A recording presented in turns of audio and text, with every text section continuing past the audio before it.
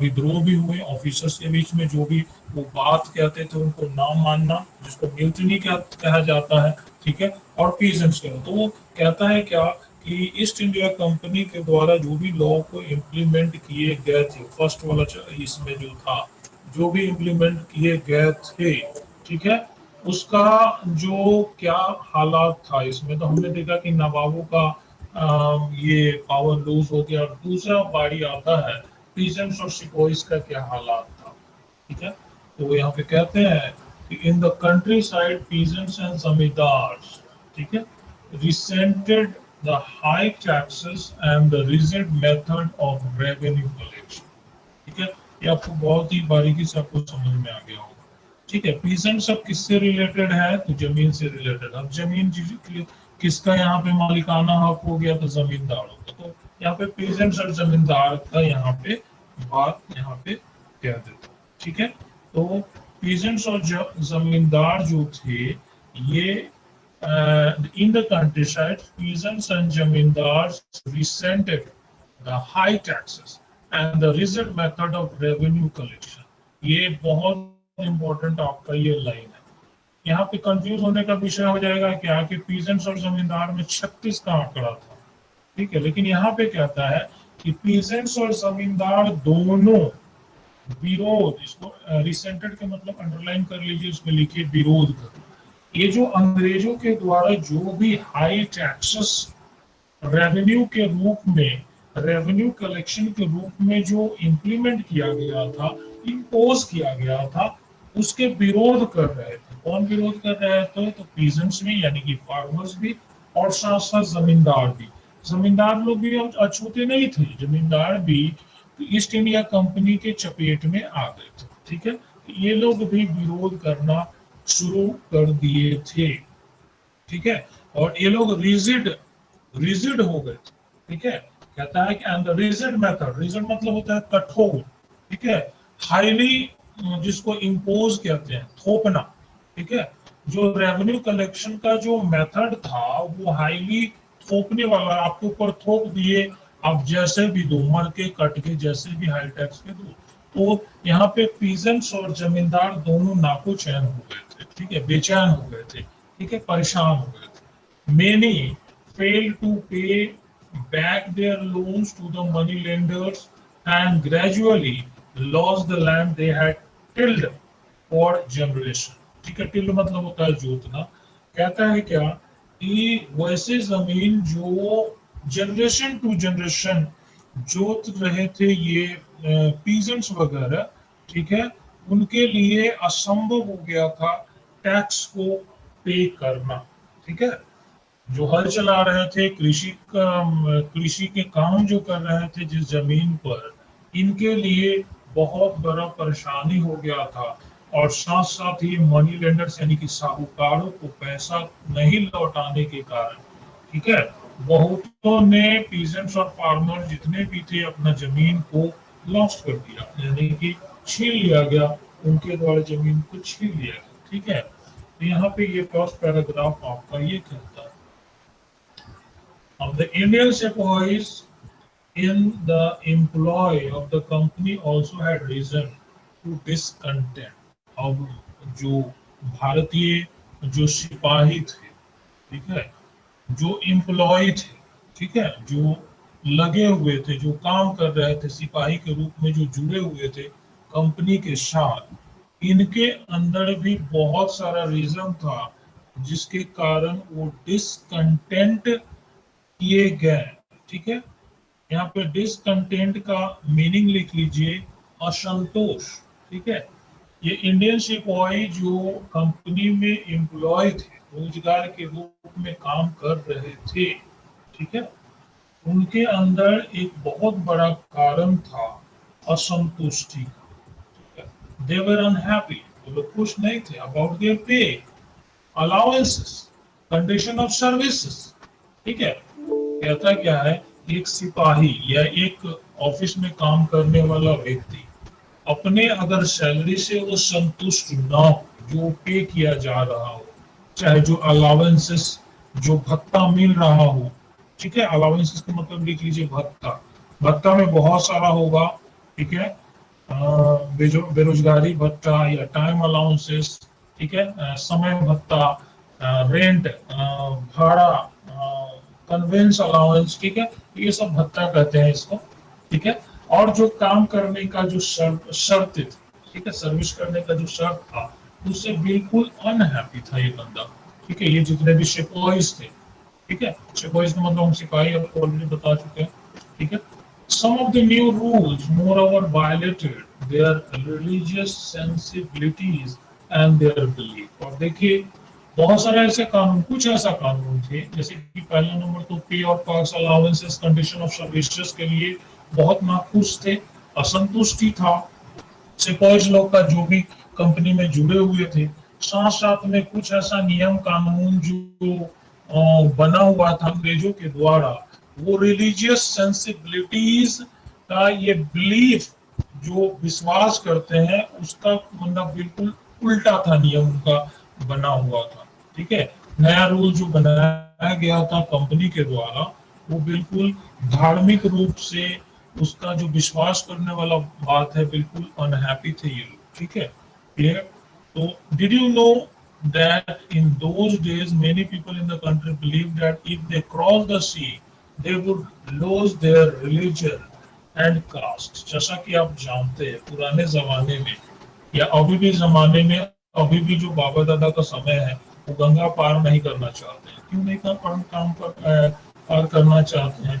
क्योंकि हम गंगा ऐसे पवित्र माता को लांग करके हम पटना जाएंगे, ऐसा माना जाता है। अब ब्रिज 1983 में ये ब्रिज बन करके तैयार हुआ, हम बोट में चले जाएंगे, लेकिन लांग करके जाना या पार करना एक रिलीजियस बिलीफ था, जो कि ये लोग जो है इस बात को नहीं मानता था।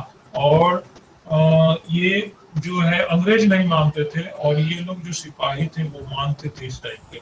अगर आप गंगा पार या समुद्र पार करते हो, ठीक है, समुद्र पार करने को, गंगा तो मैं जस्ट एक एग्जांपल बताया आपको, कहता है कि समुद्र पार करना यानी कि तुम अपना धर्म भी नष्ट कर लोगे और जाति भी नष्ट कर लोगे, जात और धर्म से बिल्कुल अलग हो जाओगे अगर तुम समुद्र पार करते हो तो, ठीक है। वेस्टर्न सोसाइटी में जैसे इन करोगे तुम अपने धर्म को नष्ट कर लो।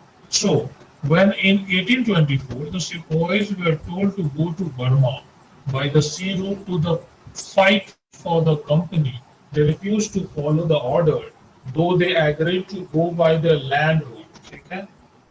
जब 1824 में सिपाहियों को वो कहा गया कि भाई बर्मा जाओ, और बर्मा कैसे जाओ, तो वो समुद्र के रास्ते से जाओ, रूट से जाओ, कंपनी के फाइट कंपनी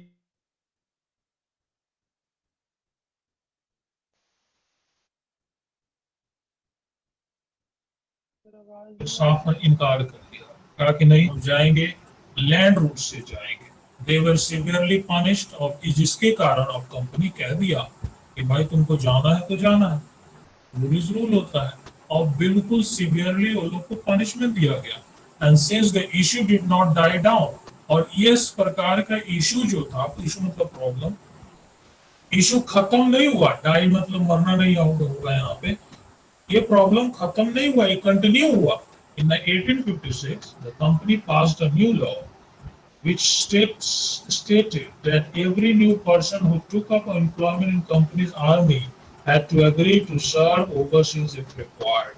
कहता है कि ये प्रॉब्लम खत्म नहीं हुआ पनिशमेंट देने के बाद भी, ये इशू जो था, ये प्रॉब्लम जो था, ये चलते ही रहा, और एक कंपनी के द्वारा नया रूल्स रेगुलेशन फिर से पारित किया गया, और उसमें यह कहा गया कि यदि कंपनी नए पर्सन को बहाली करती है तो उसे एक एम्प्लॉयमेंट के जरिए उनको एक एग्रीमेंट में, करार में ये लिख देना होगा, साइन कर देना होगा बॉन्ड पर, ये हर हाल में अगर उनको ओवरसीज मतलब समुद्र के पार, ठीक है, सात समुद्र पार या कहीं भी अगर हम रूट से भेजते हैं, समुद्री रूट से अगर जरूरत पड़े तो उनको जाना पड़ेगा, ठीक है, क्लियर। तो अब जिसको जाना होगा, जिसको अकॉर्डिंग टू रिलीजियस बिलीफ, अगर जिनको जाति और धर्म भ्रष्ट करना होगा वो जाएंगे इसमें, ठीक है। तो पहले से ही 1856 में ये कर लिया गया। अब इसका रिएक्शन क्या हुआ? Sepoys also reacted to what was happening in the countryside, और सिपाही जो है उनका प्रतिक्रिया व्यक्त किया गया कि क्या चल रहा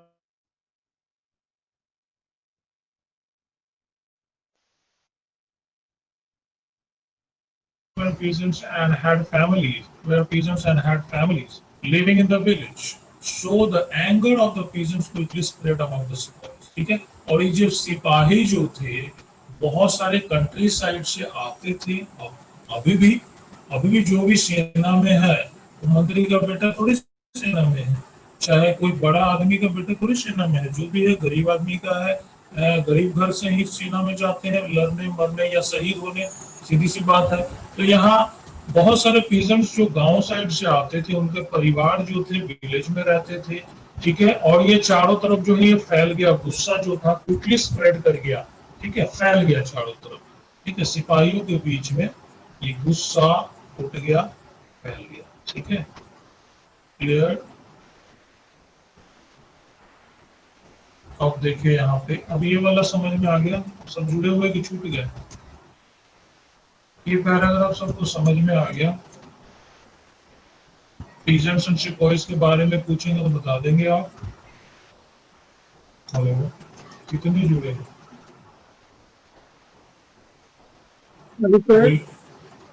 हाँ बोलिए।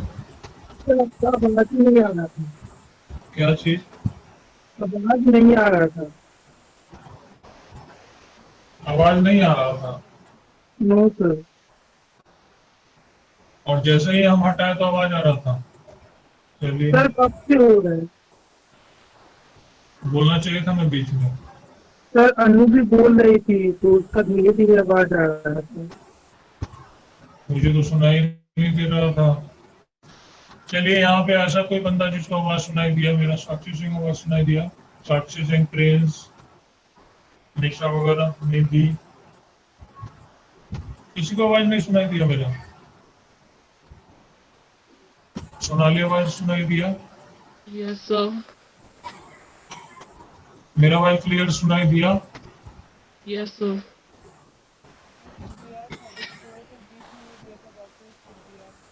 अच्छा, चलिए, इजी लैंग्वेज लिखा हुआ कोई बहुत बड़ी बात नहीं है ये, अगर ढंग से पढ़िएगा तो आप खुद भी समझ सकते हैं। हम आपको बता भी चुके हैं, उसको वर्ड मीनिंग भी बता चुके हैं जो आपको हार्ड और टफ है, ठीक है। तो यहाँ पे मूल रूप से एक ही बात होता है। बोलिए बोलिए, सुना में पूरा समझ में आया, लेकिन लास्ट में जो दिया हुआ वो मुझे समझ में नहीं आया। ये लास्ट में पहला पैरा नहीं समझ में आया? पहला पैरा नहीं समझ में आया? समझ में आ गया। यस सर, वो आ गया, सेकंड वाला भी आया, लेकिन लास्ट में जो 4 लाइन है वो उसमें थोड़ा कंफ्यूजन। Sepoys बोला ना, Sepoys also reacted to what was happening in the countryside, ठीक है। Sepoys जो था, जो सिपाही जो था, उसका प्रतिक्रिया, मतलब होता है प्रतिक्रिया व्यक्त करना, ठीक है। क्या मतलब कंट्री साइड में जो भी हो रहा था उसके रिएक्ट किया उन्होंने, ठीक है। Many of them were peasants and had family.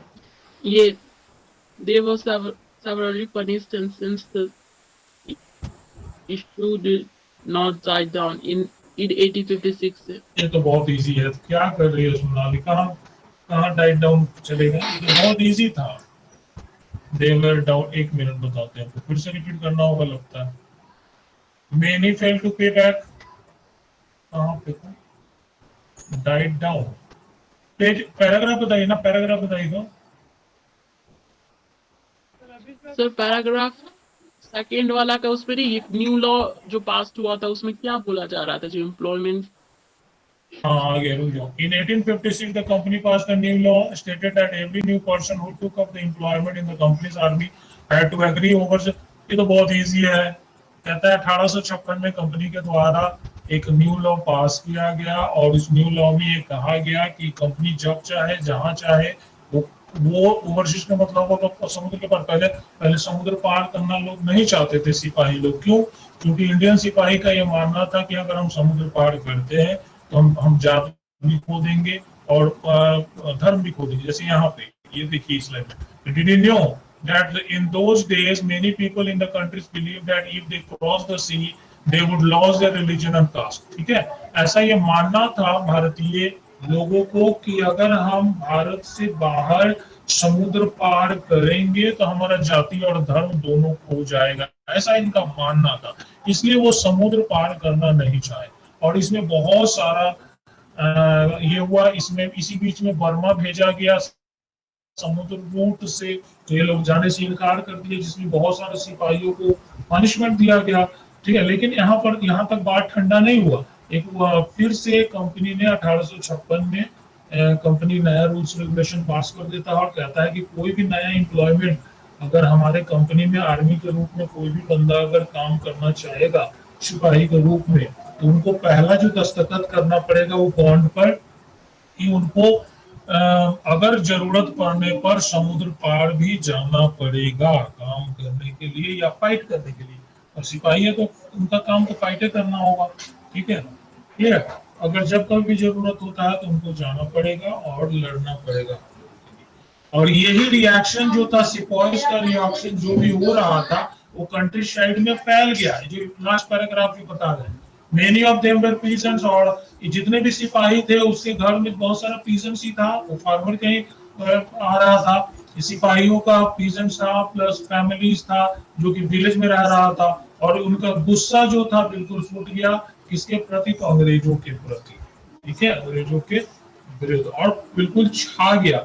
सिपाही विद्रोह होने का सबसे बड़ा कारण यही था कि वो मनमानी करने लगे थे, ऐसा रूल्स रेगुलेशन पारित करने लगे थे कि धर्म नष्ट हो जाता था या उनके विरुद्ध था, पेमेंट ठीक से नहीं देते थे और काम करने के, लड़ने के लिए, मरने के लिए कहते थे।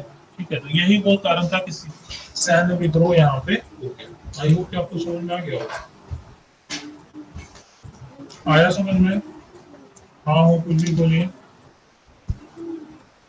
Yes sir. अब देखिए यहाँ जो है आपका रिस्पॉन्सेस टू रिफॉर्म। रिफॉर्म का मतलब आपको पता ही है क्या होगा। रिफॉर्म का मतलब बोलिए, कितना बार वर्ड यूज किया गया है? बहुतों बार यूज किया गया। रिफॉर्म का मतलब बदलाव होगा। ठीक है, ठीक है।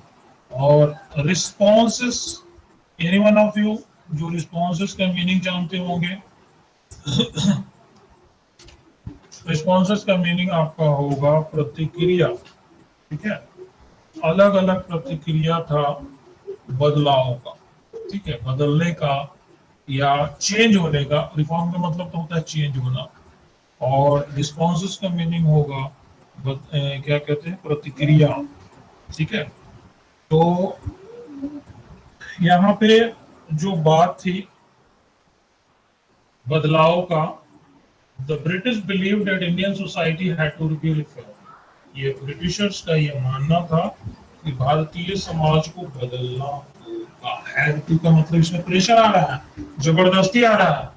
ठीक है, हार्ड एंड फास्ट रूल आ रहा है, हायर एंड फायर का सिस्टम आ रहा है। ठीक है, ब्रिटिश को ऐसा ये मानना था, विश्वास था कि इंडियन सोसाइटी जो है बिल्कुल रसातल में है। उसका जो चाल चलन, बोल चाल, लैंग्वेज है, बिहेव है, बिल्कुल उलट टाइप का है। इनको तो हर हाल में बदलना होगा अगर हमें यहाँ रूल करना है। इसलिए laws were passed to stop the practice of sati and to encourage the remarriage of widow. आपको पता है ना sati system? All of you sati system पता है? What do you mean by sati system? Yes sir. यहाँ से हम आप ही लोग से सवाल पूछेंगे, जान लीजिए। हम बताए हुए हैं इसको पहले से, जब शायद बताया हुआ कि नहीं, ये बताया कि नहीं बताया? हम तंग नहीं करेंगे आपको, बताया कि नहीं बताया? सती सिस्टम जो है, आपको कोई बताएगा सती सिस्टम क्या होता, क्या है, हुआ क्या था सती सिस्टम? एक लाइन में बताइए। जो सर पति मर जाता है उसी पे पत्नी को भी मार दिया जाता है। मारा थोड़ी जाता था।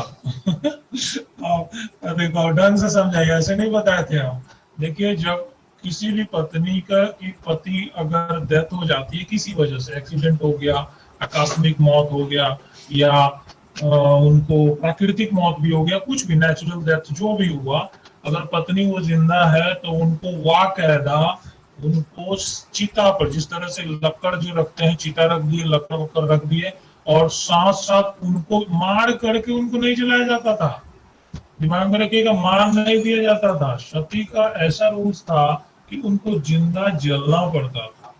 वो सती जो थी वो ऑटोमेटिक मायूस हो जाती थी, और उसको क्या पता नहीं क्या खिलाता पिलाता, तो ऑटोमेटिक वो तो हाफ डेड ही हो जाती थी और चिता पर जाकर के बैठ जाती थी और जिंदा जलाया जाता था। ये दिमाग में बहुत मार के अगर वहां पे चिता पर डाल देता वो तो अलग बात था कि भाई चलो खत्म हो गया कहानी, लेकिन इनको जिंदा जलना होता। देखो कितना गलत भद्दा टाइप का ये सुनने में ही लगता है, और जब आप सामने देखते तो क्या होता। तो ये बहुत बड़ा रिचुअल्स का ना कुरीतियां थी, बहुत कुरीति था। ठीक है, उसको अंग्रेजों के द्वारा ही। अब ये कौन था, एक और जीके दिमाग में रख लीजिएगा कि sati system was abolished by whom.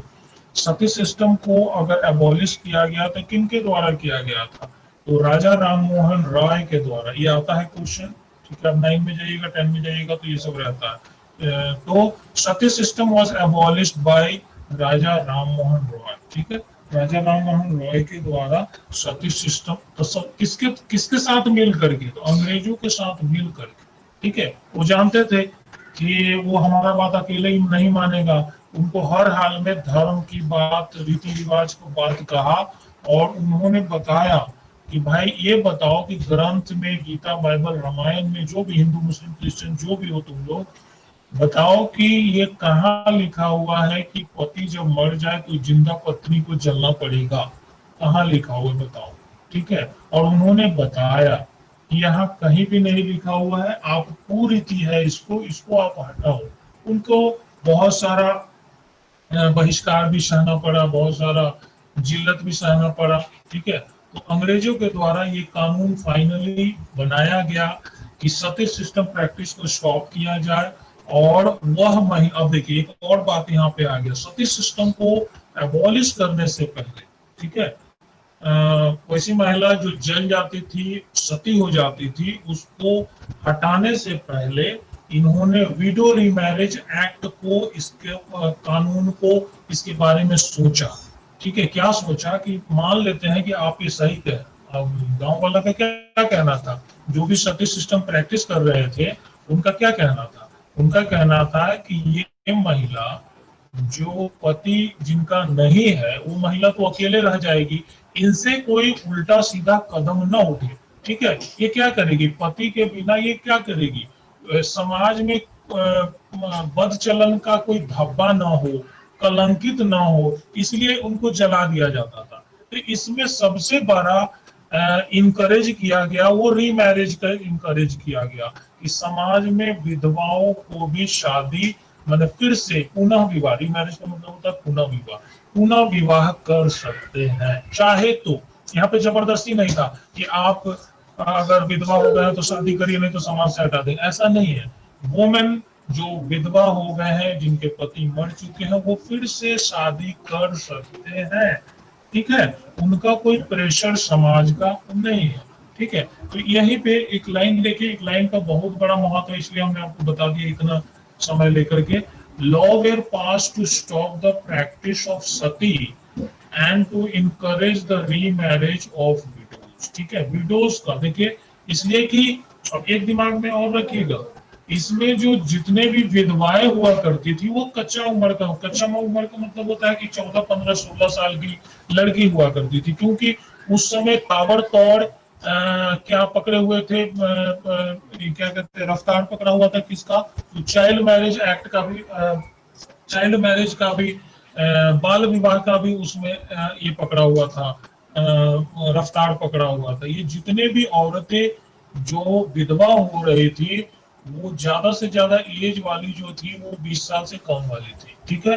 तो उनकी जिंदगी तो पूरा पड़ा हुआ है, 60-70 साल की जिंदगी पड़ी हुई है, ठीक है। तो उनके साथ नाइंसाफी होती थी, जिसके कारण ये इनकरेज किया गया रीमैरिज को, ये पुनः विवाह का यहाँ पे फंडा को यहाँ पे लाया गया, ठीक है। आई होप कि इसको आप 4 लाइन में आपको समझ में आ गया होगा।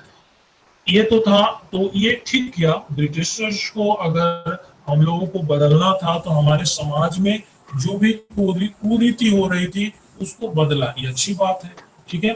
अब कहता है English language education was actively promoted, और साथ साथ ठीक है यहाँ पे पहला क्या था, सती सिस्टम को अबॉलिश कर दिया गया, मतलब स्टॉप कर दिया गया, child marriage sorry window remarriage को इनकरेज किया गया, और तीसरा में आता है यहाँ पे इंग्लिश लैंग्वेज एजुकेशन को भी प्रोमोटेड किया गया, उसको बढ़ चढ़ करके हिस्सा लेने के लिए उसको कहा गया। 1830 में आफ्टर 1830 के बाद the company allowed Christian missionaries to function freely in its domain and even own land and property. ठीक है, अब आप कहिएगा कि देशरी के आदमी सब क्रिश्चियन क्यों बन रहे हैं, तो देखिए 1830 का नतीजा है यहाँ पे। एक हिंदू, एक मुस्लिम या कोई भी अगर धर्म को अगर कन्वर्ट कर रहा है, कोई भी अगर क्रिश्चियनिटी में कन्वर्ट हो रहा है, ठीक है, तो ये 1830 का देन है। ठीक है, 1830 में हमें क्या कहता है कि ये क्रिश्चियन मिशनरीज जो है, जो अंग्रेज लोग का जो धर्म था, क्रिश्चियन था, वो साथ साथ में लैंड पर कब्जा करने के बाद, बिजनेस करने के बाद वो सोचा कि हम अपने धर्म को भी आगे बढ़ाते हैं और एक डोमेन के रूप में काम करते हैं। ठीक है, क्लियर। यहाँ पे यही कहता है कि जितने भी हमारा अपना प्रॉपर्टी है, ठीक है, उसमें क्रिश्चियनिटी का इसमें प्रमोशन किया जाए। ठीक है, यहाँ पे यही कहता है। आई होप कि आपको समझ में आया होगा। ठीक है, हेलो हेलो, छूट गए क्या आप लोग? No sir.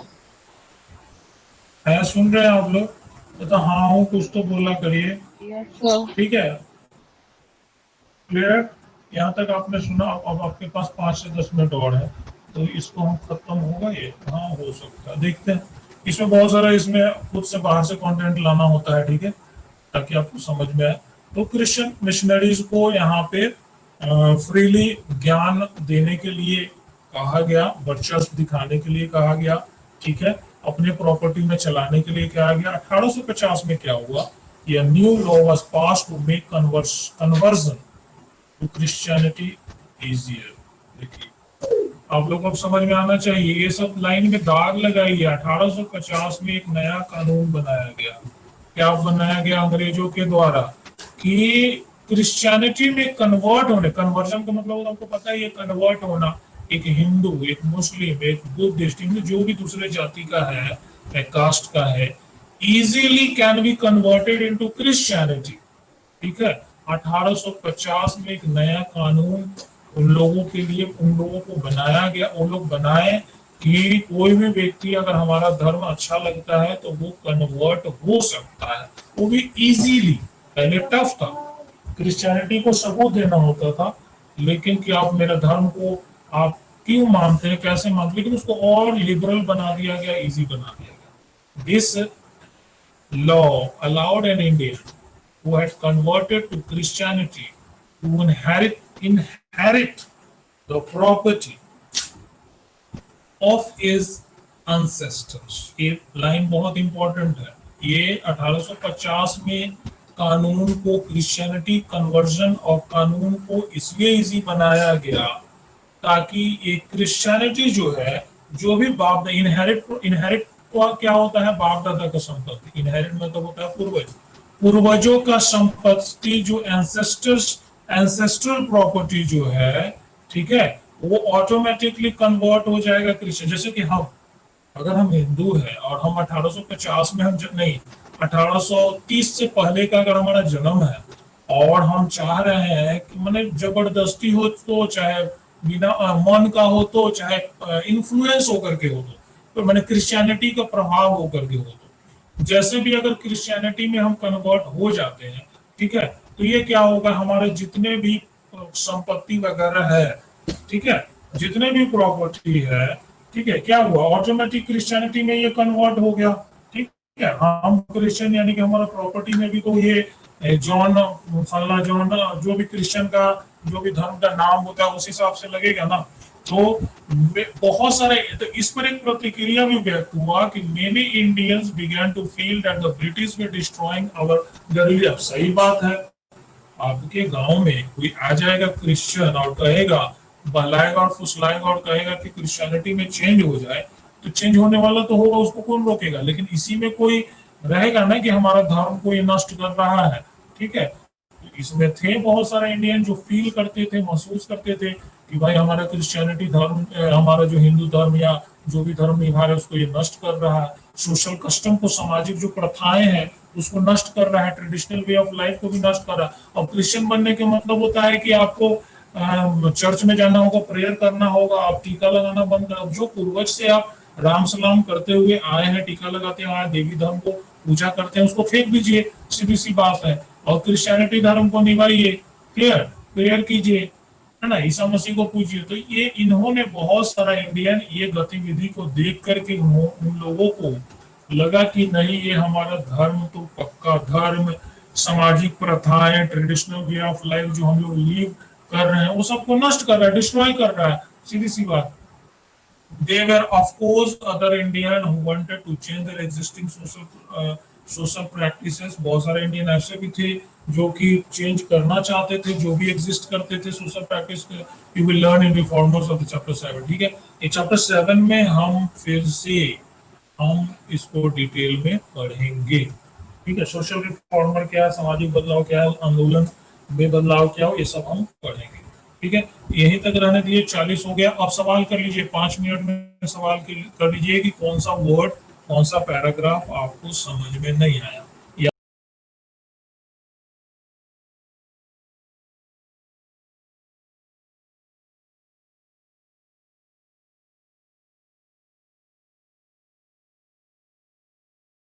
सुनाई नहीं दिया।